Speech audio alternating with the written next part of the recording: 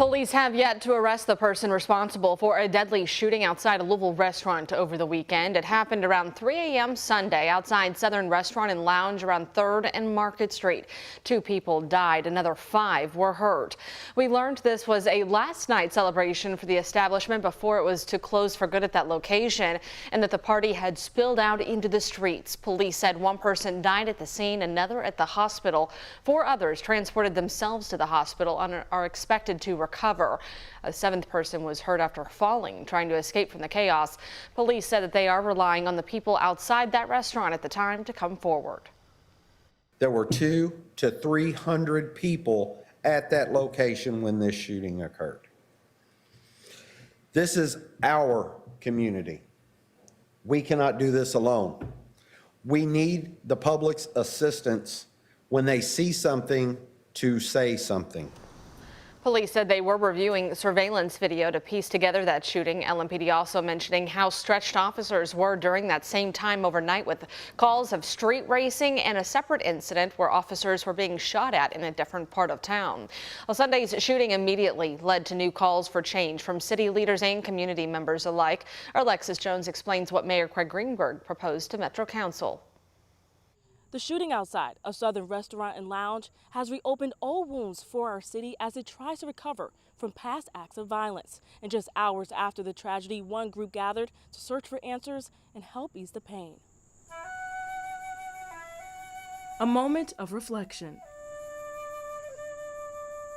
is what several community members gained Sunday. It's not about the where it happened and what time it happened. It's why did it happen? Because the violence and the trauma is passed on, and it devastates families. The group laid out their frustrations as they honored those impacted by the shooting downtown. They also looked to officials for solutions. Our legislators need to act.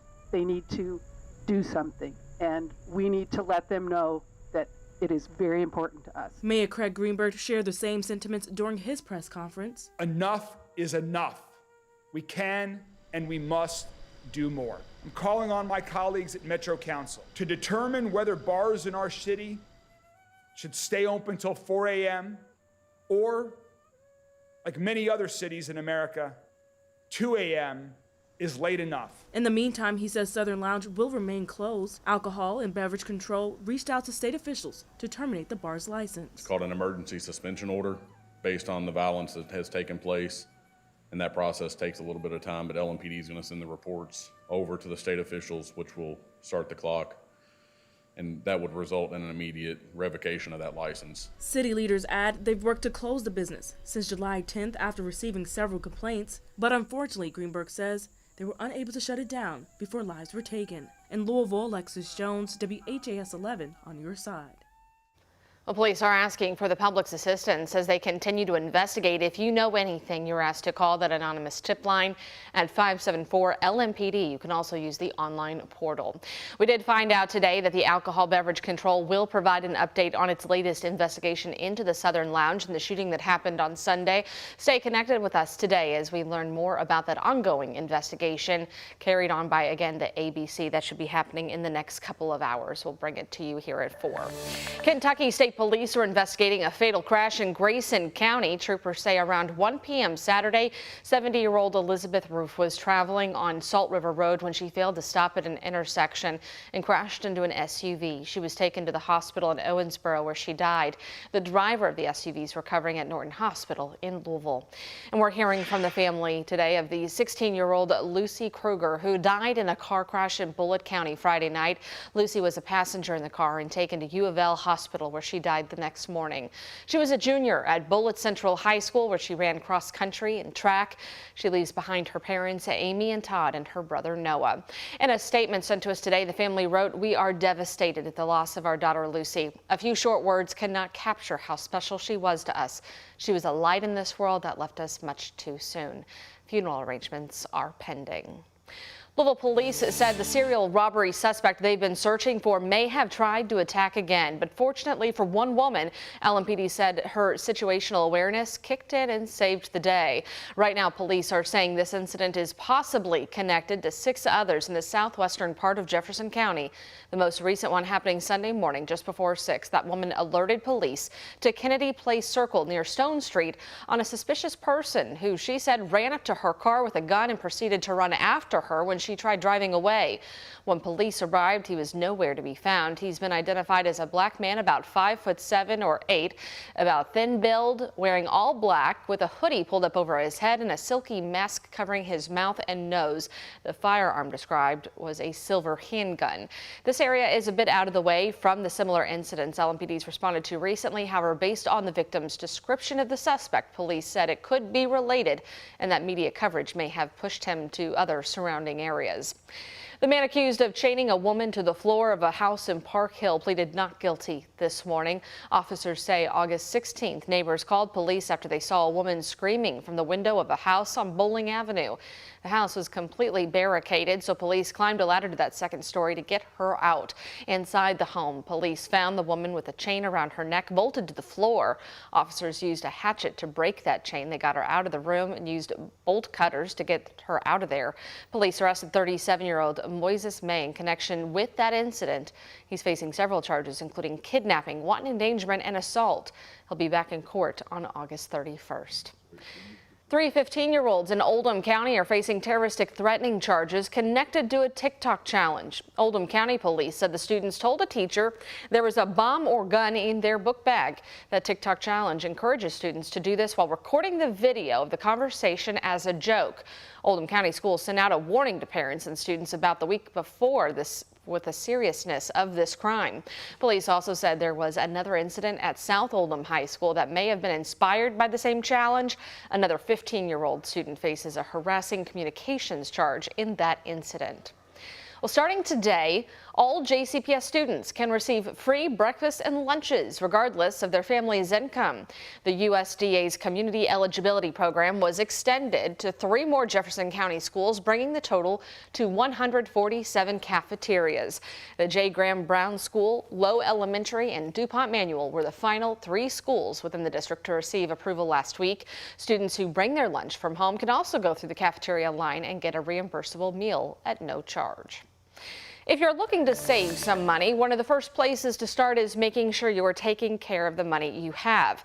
Experts say that budgeting can be a very useful tool for people who are looking to improve their finances.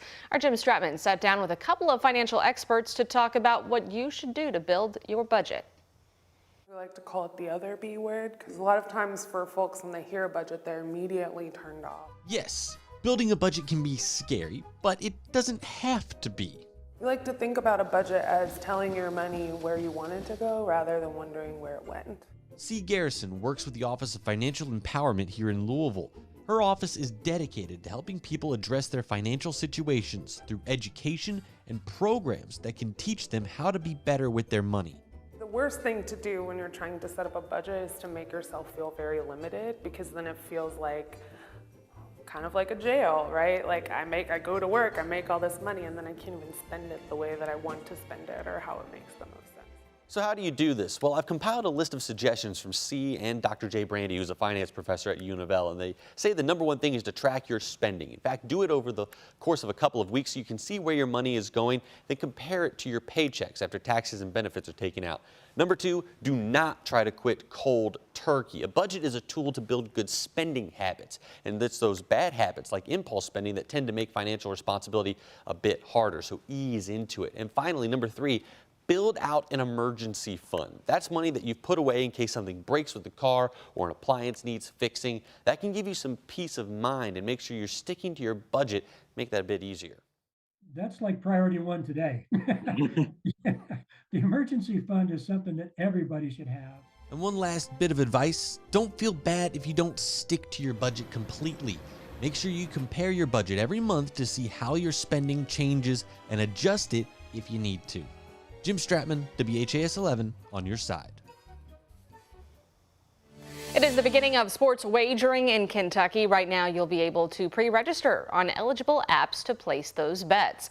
DraftKings, FanDuel, Caesars, and the newly acquired Penn Sports Interactive have all been approved for sports betting in Kentucky. While the legal age to gamble in person in Kentucky is 18, most online platforms are enforcing that 21 and up age limit. A lot of these service providers have indicated to us that it's going to be 21 and up. Even though we have the 18 and up ability, it seems that most, if not all, are going to head down that 21 and up route. And those of you who pre-registered today will be able to load money into your accounts starting September 7th, and you can make your first bet beginning September 28th. Also happening today, the Kentucky Transportation Cabinet wants your input on a potential new I-64 interchange. This would be in eastern Jefferson County and western Shelby County. So right now, drivers don't have access to I-64 between the Gene Snyder and Simpsonville. KYTC says this creates longer travel times and a delay in emergency response times. This week's public meetings are the first step in what the agency anticipates will be a year-long design and planning process.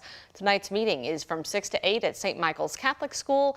Another meeting is set for Thursday at the same time at Highview Baptist Church East Campus.